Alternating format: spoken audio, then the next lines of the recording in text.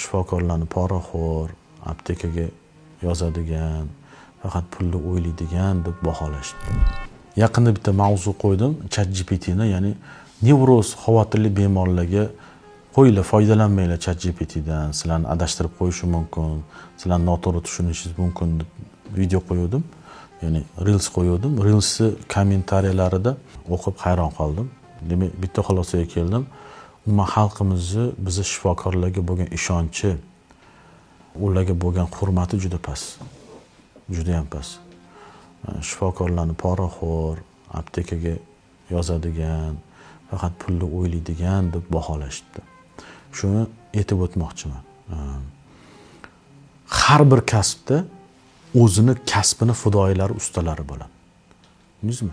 Injineriya bo'lsin, u qurilish bo'lsin, u ichki ishlar tizimi bo'lsin, u hamma tizimda o'zini kasbini fidoyisi, kasbini yaxshi ko'radigan yaxshi mutaxassislar bo'ladi. Tibbiyotda ham xuddi shunaqa. Va har bir kasbda o'qituvchi bo'lsin, o'sha domla bo'lsin, kim bo'lishidan qat'iy nazar o'zini kasbini suiiste'mol qiladigan, kasbidan foydalanadigan, noto'g'ri yo'llar bilan pul topadigan shunaqa odamlar bo'ladi. Ya'ni g'arazgo'y odamlar bo'ladi. U iloji yo'q usiz. Tibbiyotda ham xuddi shunaqa. Ya'ni bu gap bu anaqa bilan aytish kerak emas, что hamma vrachlar yomon deb. Shunaqa fidoyi vrachlar bor. Shunaqangi o'zini kasbini sevadigan vrachlar bor, shifokorlar bor. Ular umuman bemor puliga ham qaramaydi, statusiga ham qaramaydi, kimligiga ham qaramaydi. Faqat maqsadi bitta bo'ladi, unga yordam berish bo'ladi. Lekin hammani qoralab yuborish, vrachlar haqida bunaqa darajada negativ fikr bildirish juda yomon narsa. Chunki tasavvur qiling, bir ongingizni bir burchaga tasavvur qilib ko'ring. Bir kunga hech qaysi shifoxona, hech qaysi shifokor ishlamasa. Bilasizmi, bir kunda nechta tug'ruq bo'ladi?